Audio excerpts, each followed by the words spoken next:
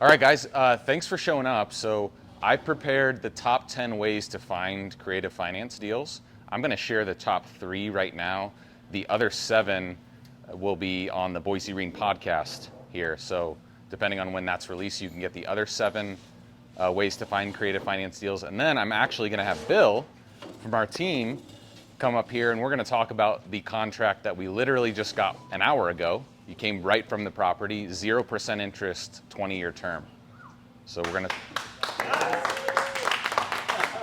So we got some live action. Ready? Real quick, I do want to have the members of my team and also future members of my team stand up. So James, John, Cory, Bill, Chris, Josh, and we're missing Ryan, but he's actually at a seller appointment right now. So these are going to be your creative finance experts within my team. Any questions you guys have on anything, please feel free to use them as a resource too. They're an extension of me, and we live, breathe, and eat this stuff every single day. So we love it. I mean, like, I could talk about this all day, every day. So, all right, top 10 ways to find creative finance deals right now. Number 1, it's not actually a way, it's a mindset. And I see this as the number 1 reason why people get extremely discouraged. They just don't understand the amount of work that it actually takes to get a creative finance deal. So for us, roughly, we got to talk to 600 or 700 people to find one creative finance deal. That means at a 15 to 20% contact rate, we got to talk to like 5 times that many people to get one creative finance deal. Okay? So if you are starting with the expectation that, hey, I'm going to make a couple calls, I'm going to call Jimmy down the street and he's going to sell to me at 0% interest, $0 down, you're self-sabotaging yourself. And you're going to get discouraged really fast. And you're going to give up because that's not actually how it works. So for me personally, it took me 8 months to get my first deal. Yeah, 8 months. So just know that it's really about a mindset. And if you go in with the mindset of like, I'm going to try this and see how it goes, you're going to fail. This is I'm going to do this until it works. I'm not going to let up. I'm just going to get 1% better each day. That's how you find creative finance deals. So it's a mindset. It starts with a mindset. Number 2, this is more on the longer term kind of things. We all know what's going on in the market right now. This is the time to cash in your relationship capital. What I mean by relationship capital is, have you been investing in your inner circle? Have you been giving value? Have you been leading with value to other people? Because when things get tight and we're in a recession and people are losing jobs and money's getting scarce, that is when we need to double and triple down on those relationship pieces and that relationship capital. So if you don't have any relationship capital built up, now is a really good time when you can get 2 or 3x return on your relationship capital, because people really need it. There's some people in some bad situations right now. Everyone here has probably seen it or knows somebody that's going through it right now. So whether it's realtors, brokers, realtors, I mean, we got new listings at all-time lows in recorded history, right? Realtors, we got more realtors than ever before. They're really struggling right now. You can be that resource for them. Hey, what about this creative option? I'm telling you, like, if realtors were just open to the idea of creative finance and sub 2, they could close so many more listings. I mean, think if you were just the realtor just in Boise that knew about how to do creative finance deals. Hundreds and hundreds of deals a year. So relationship capital, that's something to really stress right now. That's on the longer term side of things. Something that you can do tomorrow to get a deal is driving for dollars. That's number 3. So you can drive around your neighborhood, you can look at decrepit houses, you can find paint peeling, you can find holes in the roof, you can find lawn unkept, you can find junk cars in the driveway. Write that address down, door knock them, skip trace the property to get the phone number, and call and text them. And this is not a, I'm gonna call or text once or twice, and if they don't respond, I'm gonna give up. This is a, I'm gonna Literally, guys, we call and text on our inbound leads, our driving for dollars leads, any kind of lead in our database 2, 3, 4 times a day until they respond. Until we get a, screw you, please take us off your list, or hey, I'm not looking to sell, we gotta get a definitive answer. And if we don't get that, then we go and door knock them, or we leave a flyer.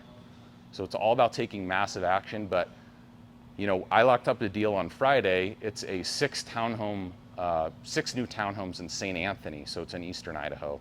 They're completely done, they're on one plat. We're gonna divide them into 6 different, we're gonna get them individually platted, so there's 6 individual townhomes. 1.3 million, as is, they're worth 1.85 million. And we got it on creative terms. We got a 0% interest second, we got 3.5% interest first. So like literally there, you are one deal away from changing your life. That's one deal, that's one phone call. Like yes, that's one phone call a lot of times, but it's one deal, right? That's, one deal like that can completely change your life. So I don't wanna be that like guru or whatever that's just not actually practicing what we preach. So Bill, we're gonna talk about the deal that you just locked up right now. Let's talk about it. So this was actually an inbound lead, and it's in Middleton. Mm-hmm. What's the address, Cory? 412 South Paradise. Okay, 412 South Paradise. It's, I think, like a 2000 build. It needs maybe 30K of work. About that. Okay, so it needs cosmetic, it needs flooring, paint. This guy reached out to us, and he actually canceled twice for our appointment. We got him on the phone. We tried to call him. He would only text. He was really ashamed about how the property looked because he's been trying to fix this up for a while. Mm-hmm. Okay. What else am I missing? He was really tired of the traffic. You know, he said back in Middleton when he moved there, wasn't even a stoplight. And now, you know, he got rush hour traffic and it's just gotten too big for him. Yeah. So he wants peace and quiet. He's got a friend out in Depot Bay, Oregon. Gonna move on that land, build a cabin, and get out of the hustle and bustle. Okay, and why in the world would he sell his property at a discount? He just wanted to be done with it. He said he didn't like realtors, didn't want a bunch of showings, didn't want to have to do anything to the house, just wanted to be done with it. That was it. Okay, and why would he take a terms offer at 0% interest? Actually, one step back, let's actually talk about what we got it at under contract. So we got it under contract for $270,000. Price, total yep. price, yeah. Okay. 15K down, 1104 per month for the next 20 years, no interest. Okay, so $1,100 a month, yeah. Principal and interest, but Yep. there's no interest. Right. For 20 years, no balloon. No balloon. Okay. What do you think the property's worth right now, as is? As is, I mean, it assessed for $350. It probably needs, like I said, 30 G's of work. I don't know, 340-ish, 330, somewhere in there. Okay. Okay. Yeah. So what did he not like about the cash offer? Why would he, I mean, 20 years at 0% interest? Who in their right mind would ever do something like that? So he's going to be 61 in a week, and he said he liked the idea of mailbox money for the next 20 years. Okay. He doesn't want to. He said, if I don't want to work that hard that month, I got a check coming, and he's going to live in a fifth wheel on his buddy's property. He's totally fine with that. Okay. And what was our cash offer to him? 230. Okay. Yeah. Okay. So that's the reason why, right? Yeah. When you're walking into a home and people can actually see the difference between what a cash offer will give them and what a terms offer will get them, in his mind, he's making 45K more, right? Yeah. And he doesn't want to do any of the work. He's at his emotional breaking point where he's just like, I'm done. I don't want to deal with this anymore. Gosh, 270 sounds a lot more appealing than 230. Yeah. Right? So that's why. What else? Did he have a mortgage on the property? No, he owned it outright. Yeah. Yep. It's the only 0% deal across the board I've ever done, man. But yeah, more commonly we get sub twos with a 0% second position. So it is more rare to find somebody that owns the property free and clear, but that also will finance it at 0%. Yeah. Yeah. Yep. That's What other it. questions? Yeah. How did you find him, or how did he find you? So he was an inbound lead. You remember what he was, Cory? Lead source? Yeah. Need to sell my home fast. Okay.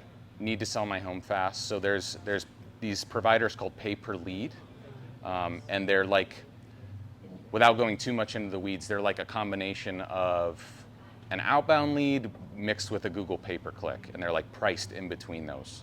So the lead quality is kind of mixed, but yeah, this is somebody that filled out something online or whatever, and then we paid for the lead individually. Yeah. Yeah. Okay, sorry. So regardless of what you choose to do with the property next, whether you sell it or rent it or whatever, this guy's gonna get a check for the next 20 years for $1,100 a month from you, Unless it's sold. right? Like, Yeah. well, what happens if it sells? Then he gets paid out. You got to pay the first So position he'll note, yeah. want cash. He'll take the cash if it's the 270. Yeah. Is that what you're saying? Oh, okay. So it's not that he necessarily is wanting it leased out for 20 years. It's that. He's getting the higher price, Sure. Yeah. right? Okay. So he's getting whether we decide we want to flip it and sell it, he's still getting that 270 price. Yeah. Yeah. Did you guys start at 0% or like It never came up. He didn't bring it up, and I didn't bring it up. we'll seller finance it and we'll give you 270 over a 20-year term? Yeah. That is Never bring up interest. That's the number one thing. Never Yeah. say anything. So we never bring up interest, and we never bring up a balloon. He never brought up interest. So Right. there's more that I want to add to what you were saying, responding to you. A lot of times, sellers want to feel like they've won. So in his mind, the overall price of 270 made him feel like he won, as opposed to 230. Right. Like that is the interest. Is that. That is the interest. Yeah. If they want interest, then he'll say, whoa, how much interest am I getting? Yeah. Oh, okay, you want interest. Well, now, gosh, I don't know if we can do the 270. It might have to be 250. It might have to be 245, right? And instead of 15K down, maybe we can only do 9K down, right? And we're literally just asking these what if. Oh, you want this? Well, then we'd have to do this. And by all of these statements, you really find out what is most important to them. 90% of the time, it's overall price. Yeah. Because telling him 0% isn't helping him feel like he won. Yeah. Never Right. say that. Yeah, and the reality is, like, if there was interest on that, then something in the terms would have to change for us to want to do that way. So you've got your MAO, and you're just creating your terms based on that. Yeah. Yep. So our goal is we always want to be in the property for as little as possible. So down payment is the most important metric to us. Like as investors, like cash in the deal, we want to be lowest. Okay. Now, if we get equity, we can come up higher on the down payment, right? If as is, it's worth less than our or more than our purchase price, then we can come up a little bit more out of pocket. But down payment is usually most important to us, and price is usually most important to the seller. Yeah. Once you guys both agree to the terms, how quickly do you close? We let them. Well, so I say, when would you like to close? When would you like your money? He said December 15th. I said, sure, we can do that. That's it. Yeah. We let. So it's actually really rare that people want like a 5-day close. That's really only for foreclosures. And if you say we can close really fast, it turns a lot of people off actually, because they're like, what? Like I have all this stuff to pack up. I don't even know where I'm going. I got to call my family, like, right? And it really stresses them out. So we always say, it seems like, with other people that we work with, they kind of prefer a 60 to 90 day close, so that they have something locked in, and then they have time to pack up all their stuff, figure out where they're going, and we can always bring closing in. So that's usually what we do, is we put stuff on a longer close. 30 is actually on the faster side for us, but we always close faster if everyone is ready to go. So yeah. So the seller's happy because they got what they want. Yep. You guys are happy because you got what you want. The terms are agreed upon. How do you guys service those terms for him for such a long period of time? Always pioneer long-term escrow. Long-term escrow. Yeah, they're pros at it. So there's a few title agents in the valley. That's the other thing too. Message me if you want to know who to do a creative finance deal with, because there are title agents out there. that I've literally done 3 or 4 creative finance deals with, and then on the 5th one, we can't do these anymore. It's like, well, why can't you do them anymore? We literally just did. Well, we just don't want to do them anymore. So there's no reason. It's just, it's kind of like, honestly, the analogy is like, why would a realtor do a creative finance deal when they can just sell it cash? Like, cash is what they know. It's just easier. It's less work. They don't have to learn anything, right? It's just so. But Pioneer Long-Term Escrow they're pros at it. So they write up all the notes and everything. Even if it's a sub 2 with a second position, a third position, whatever, they got all that stuff covered. Yep. And we actually have another lead for a couple of escrow agents that we know have done a lot of creative deals as well, and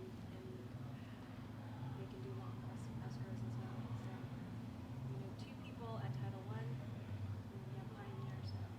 Yeah, I can tell you from personal experience, let's call it scar tissue, that we've had a couple deals blow up because of escrow agents, and it's because they start asking the sellers questions like, why are you doing this deal?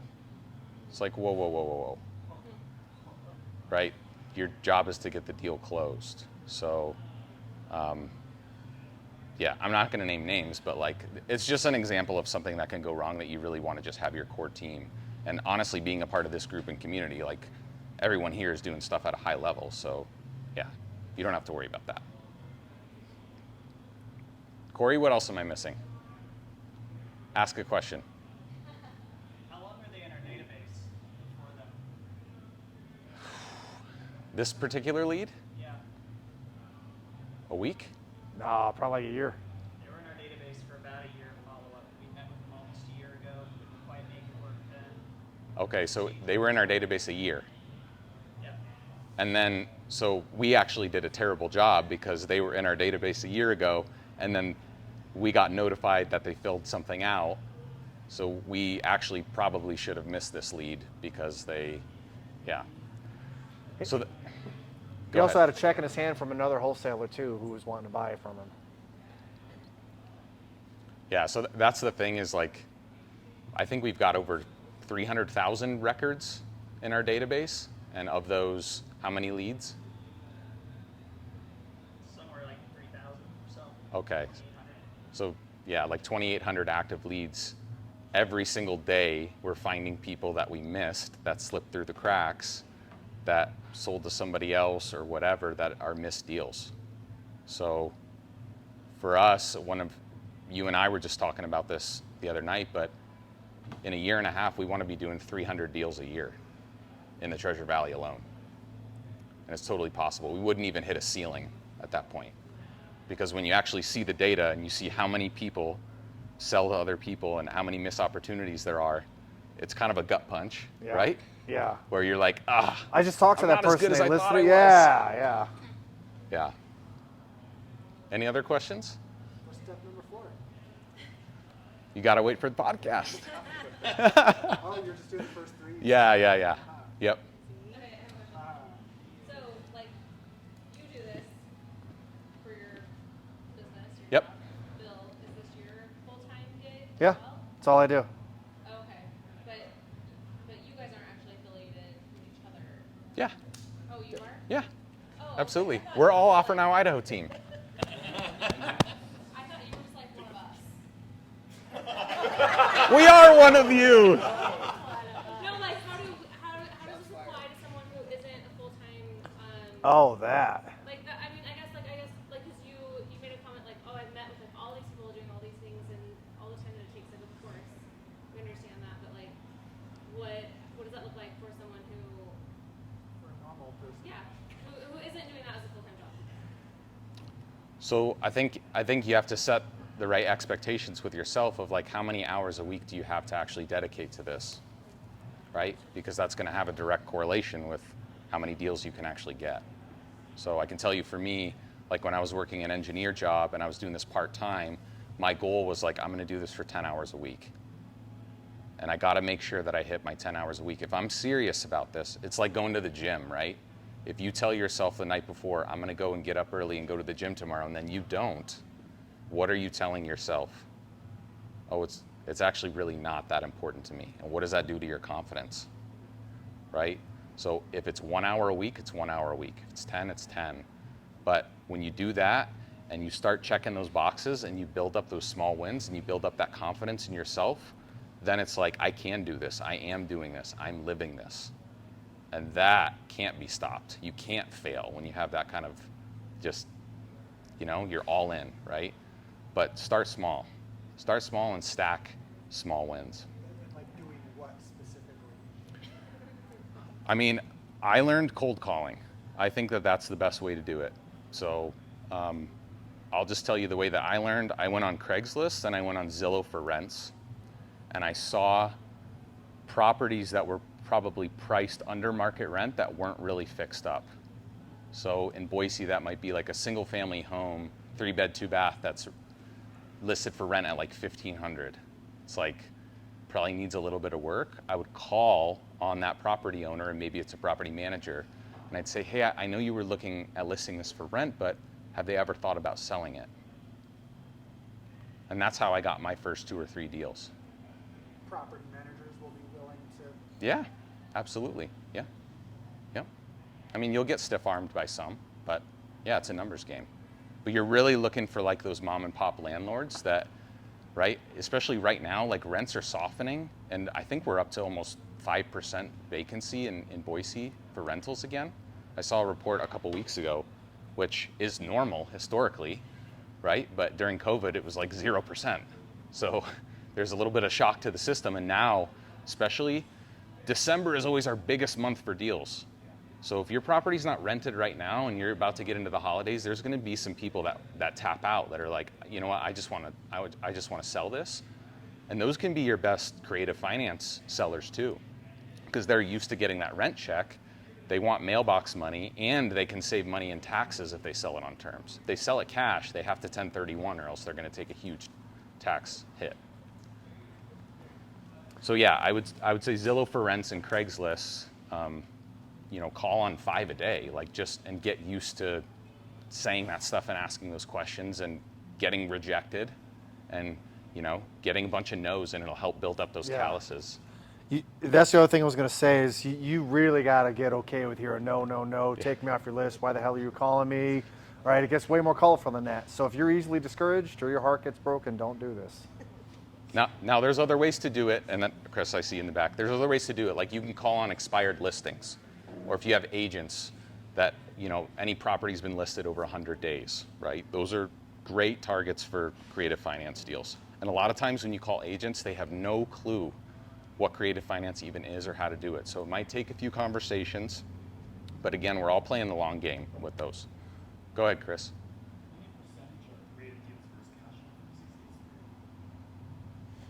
I think we're about 50-50. Yeah. What do you think, Cory? Is that? Cash versus finance? Yeah.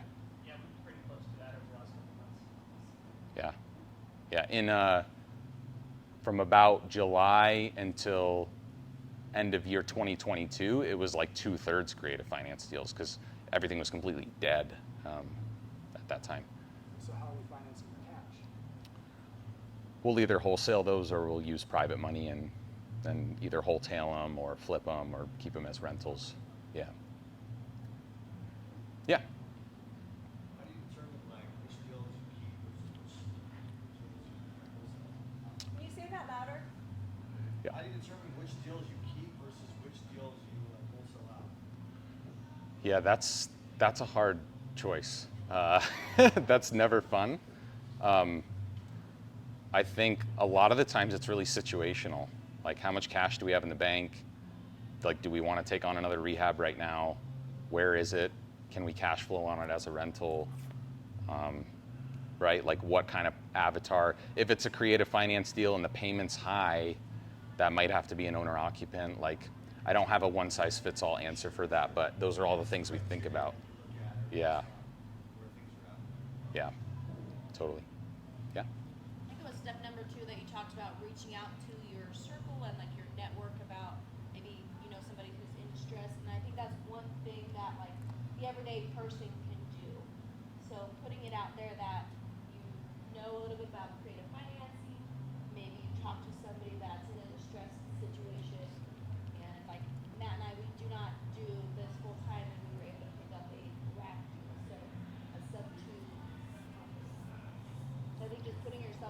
situation and being open to it, but having a little bit of knowledge of what you're talking about.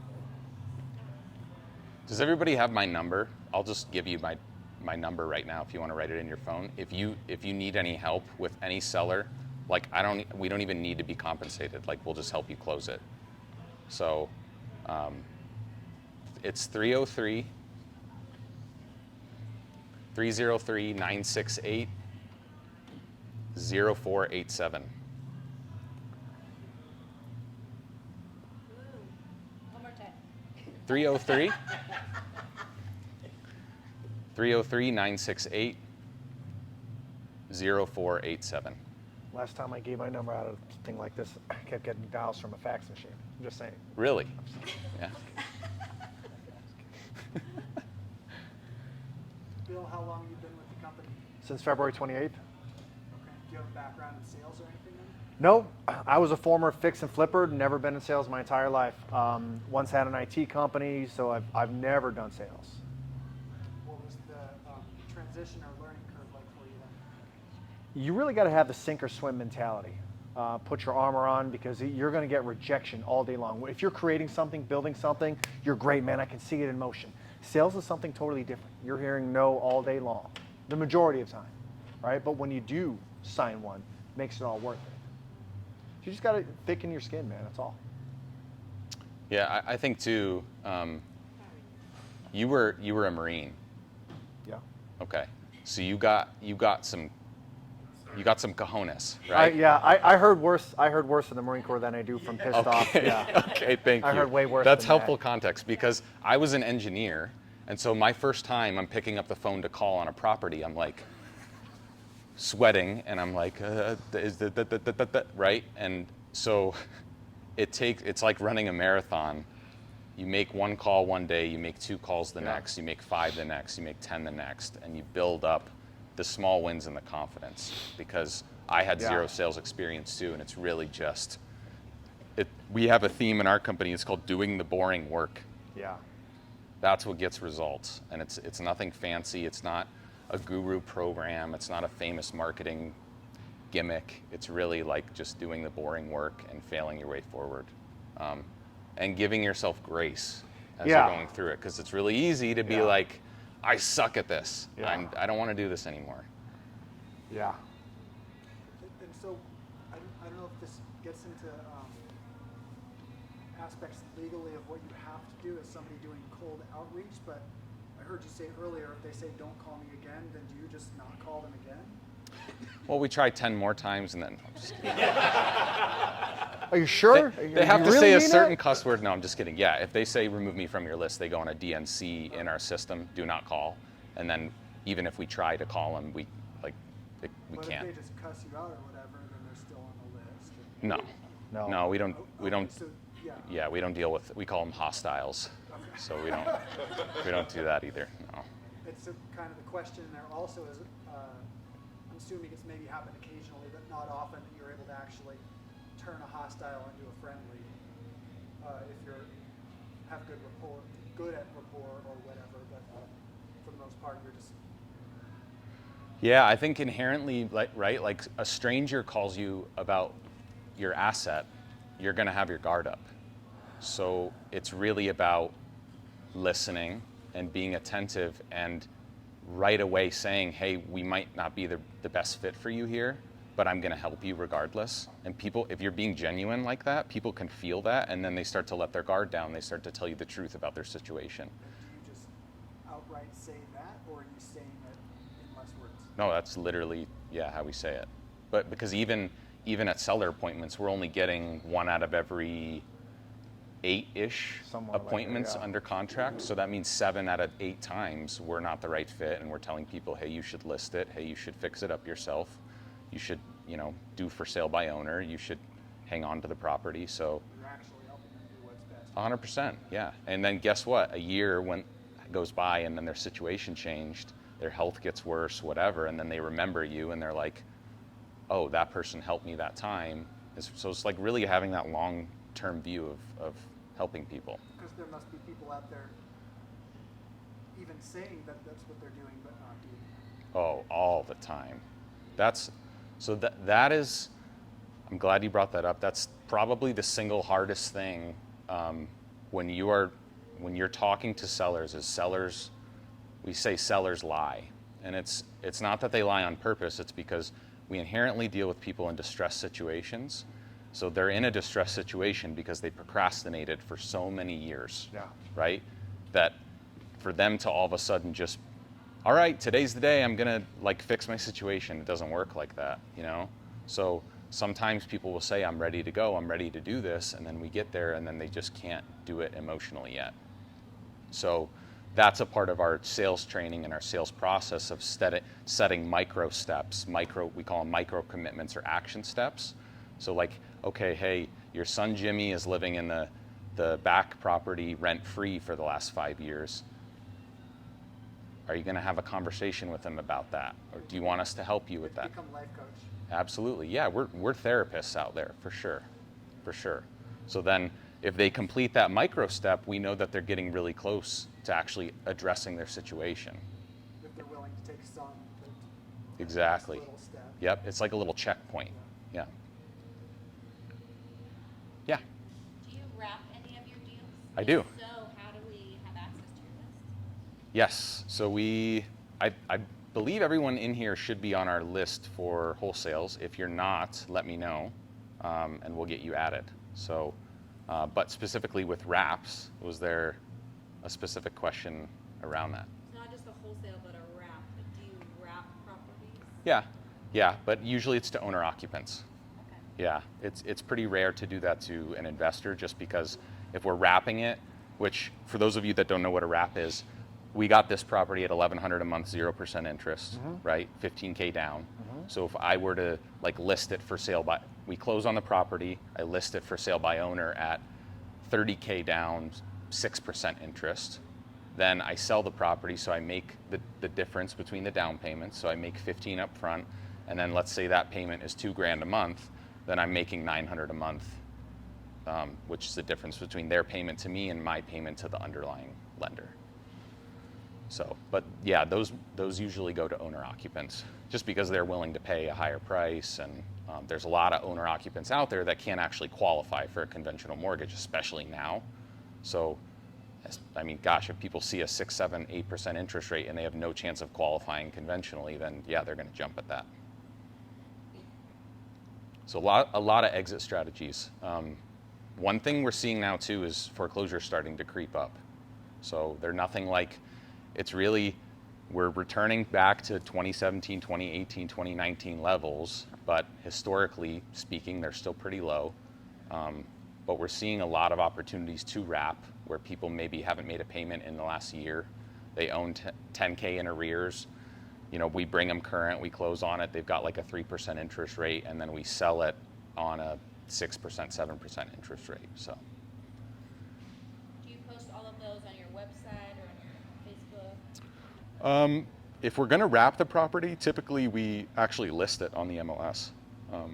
Yeah, but if we're gonna wholesale it, then yeah, we send it out on Facebook and everything.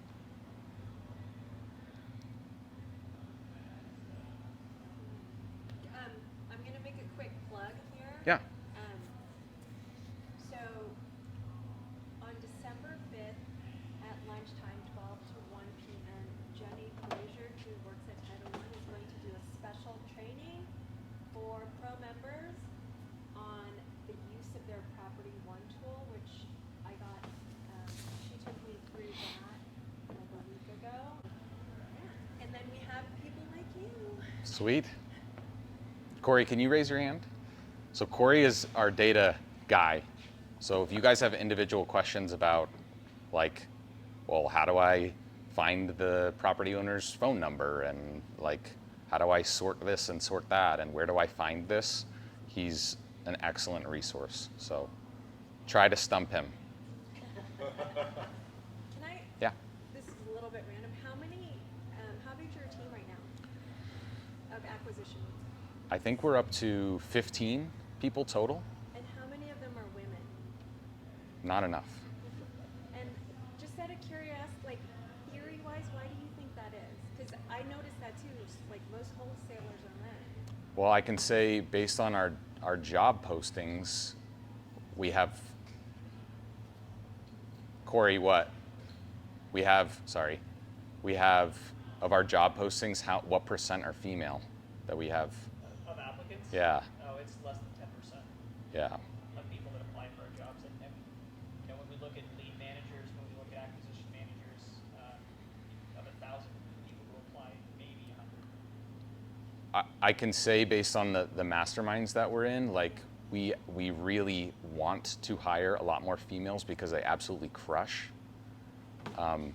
The teams that have a lot of females in them, they're just, I don't know if it's maybe they're more inherently trustworthy or like people let their guard down easier, but they're able to extract more information. And it's, yeah, I think, we really got to break through that barrier of like, there's other ways to do this besides being a realtor, because there's plenty of female realtors. I don't know what the percentage female male. Yeah, it's bizarre. And it just seems like, you're like, Bill's a Marine and he's tough skin, and I'm like, oh, I'm not very tough skinned in that way. But I'm like, But you don't need to be necessarily, right? Like you don't need to be on the front lines. So we have lead managers that do like the lead nurturing, and then they set appointments for Bill. I mean, you do okay on the phones, but But like And- you said, how much less likely is somebody to yell at a woman on the phone than a dude? Well, they get hit on. They That's get hit true. on and asked out, yeah. just by the voice, though?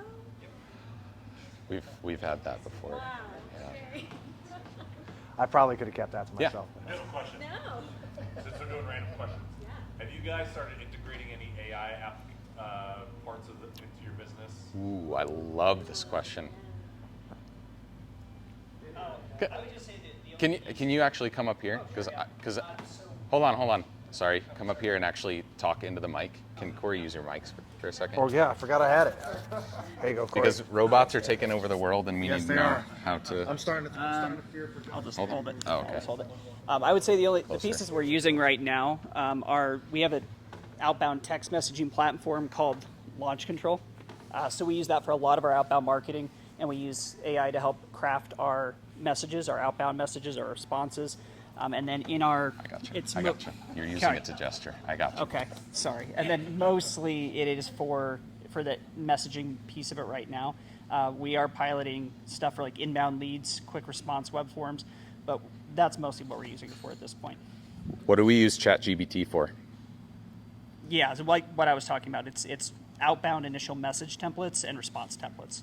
That's what we're using it for right now. Do you find that it's shortening what your message to the person is, so it quickens the time? Is that like why even use it in the first place? Yeah, so if I go to a VA and I say, great, use What's a VA? If I go What's to a VA? If I go to our virtual assistants, of which actually I think 7 of our 9 are females, a lot of which do cold calling, and if I put them on a texting platform and I say, use native English, like an American, and I want you to not include any of these descriptive words that could get flagged by a carrier, and then generate 15 or 20 different initial templates, and do that all, and then bring it to me, and then repeat. Well, that's a slow process. But instead, we can use something like ChatGPT to quicken that, and we can assign it to one person, and they can usually get that done in an hour. And then we can just go through and check it afterwards to verify, but they've already implemented it and they're running it. And so we're messaging back, and then we're using that to help them, coach a little bit as well right now, which is like, okay, look at how this response came back in. Is this what you would have said? So that's how we're using it right now. It's just in the infancy stages, but it'll definitely increase over time.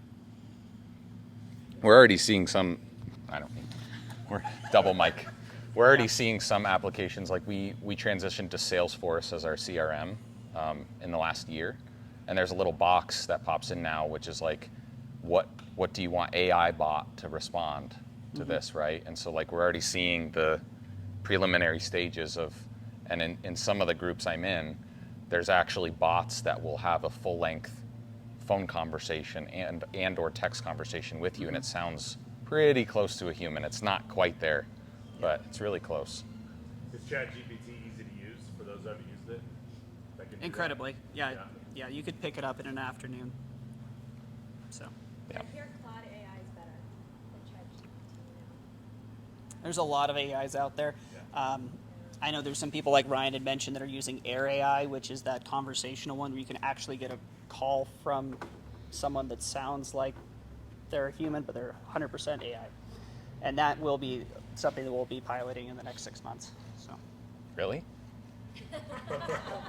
yeah. But what are they, man? Yeah. What Is are that part they? of the piloting thing that you were talking about earlier? You said you were piloting some. Those are different. Yeah, that would be its own standalone application that could potentially replace hiring people directly. So I can say though personally, like if you just go into ChatGPT and you're like, write me 10 social media posts about using creative finance in real estate, you'll get like, boom, you're good. So seriously, it's that easy. It's a game changer for sure. Can we But- tell it to speak in Ryan Weimer's voice too, or Yeah. language? Me? Well, ChatGPT, I haven't really dug into it, but is that person has to have readable content on the internet, right? So if Ryan hasn't written posts, and I don't know if it scrapes video yet, but you can say right in the voice of somebody famous, like Tony Robbins or Joe Rogan. Joe Rogan. Grant Cardone, and yeah. it Morgan will- Freeman. It will sound just, well, not, it'll sound pretty close to them, and it's amazing. And there's all these prompts, and there's some really cheap, there's a bunch of newsletters you can sign up with, and they will just give you all these prompts that will give you the gist of how to catch really quickly. Kind of cool. Yeah, I actually haven't told my team this, but I definitely use it for our morning trainings if I'm trying to summarize chapters in books. Because then I don't, all the time. Were you the kid in school with when you had to write a book report? You just Oh, no. No, but if I want to go through and populate all of the chapter summaries for our 10X rule by Grant Cardone in our morning meetings, boy, I could do that really quick. Front cover, the back cover. I know. Dropping all the secrets. See, he's smart. So, Okay, that's what you. work smarter, not harder. yeah. Yeah. Awesome. I have a question for you. Yeah. Or your team too. What are you guys needing or wanting right now or looking for? So we're looking to form more realtor relationships and honestly more wholesaler relationships to do more partnerships and JVs, joint ventures.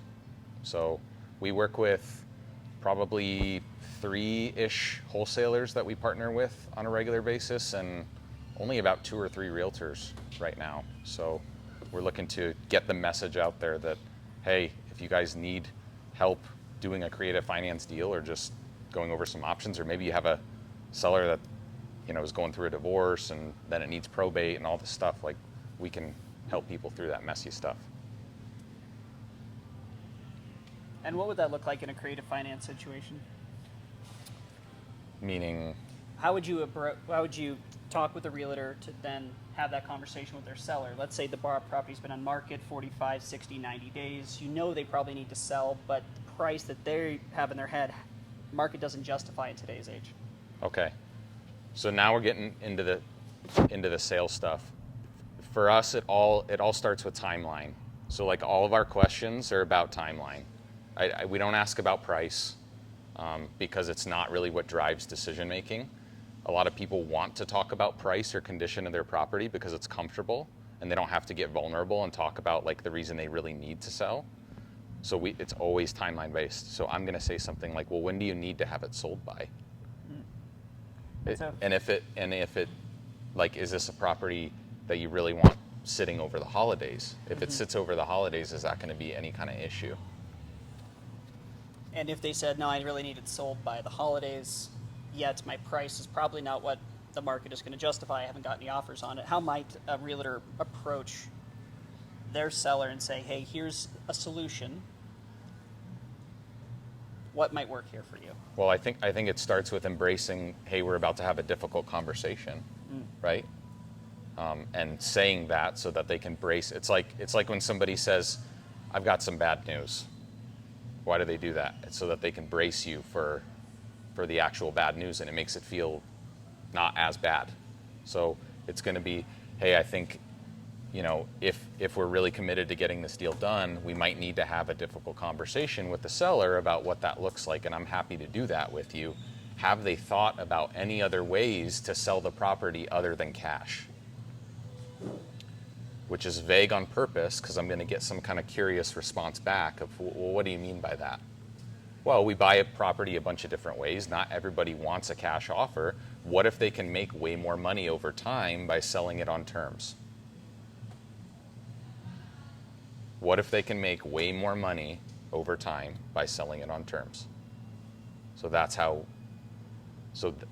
really how simple that I make it, because I don't, well, we're going to subject to this, and then we're going to wrap the note here, and you're going to lose somebody, right? A confused mind says no. Why do you think more realtors don't know? Is it that they don't know about creative finance, or because I would assume that you just know more realtors in this area because you were here for a while, right? So Yeah, I think people don't change unless they have to change. And now we're actually entering an environment where, in order to close deals, like, you have to have more than just, you have to have a lot of different tools in your tool belt. So I think now, because it's becoming a need, more people are becoming more open to the idea, because, and you have to, this has been a difficult adjustment for us, right? We go from 2020, 2021, insane market appreciation. Nobody wants to sell on terms in an appreciating market. Why would I do that? I get a cash offer, 10 cash offers over asking, right? So that, in that environment, then the realtors are not actually going to, like, why would I bother with a terms offer? I'm not going to. And so there's been an adjustment period to, like, this is the new normal. have you done like a YouTube on something for realtors yet? No, but I should. Yeah. I should. I totally should. I mean, this will go on YouTube for sure, but yeah, maybe that's something that we can set up, is like a webinar or something. Yeah. Educational. Another way for realtors to, do business in this hard market. When you have sellers who are underwater, or they need, all the reasons, and it helps them, and you help them, and they bring deals. Here's $1 million idea for you. There you go. Let's do it. All right. Well, to piggyback off of that, actually, with realtors, how does a realtor's commission work with terms if they're getting paid over, if the seller's getting paid over 30 years? Say, for A example. lot of different ways. So we can pay it up front, and it comes out of the down payment, or we actually make payments to them as well. Yeah. So the preferred method for us is to make payments on that too. And, for most realtors, getting money is better than no money. So What percentage of deals do you break it out into payments roughly, would you say? with realtors, Yeah. 3 out of 4, a lot. Yeah. Yeah, because the entry fee, the down payment, is what we care about most. So we're trying to get in the deal as little as possible, and so it helps us either get a renter in there or get some cash coming in, so then we pay it. I assume you can give them good terms doing it that way also. Oh yeah. Yeah, we pay realtors full commission all the time. So, yeah.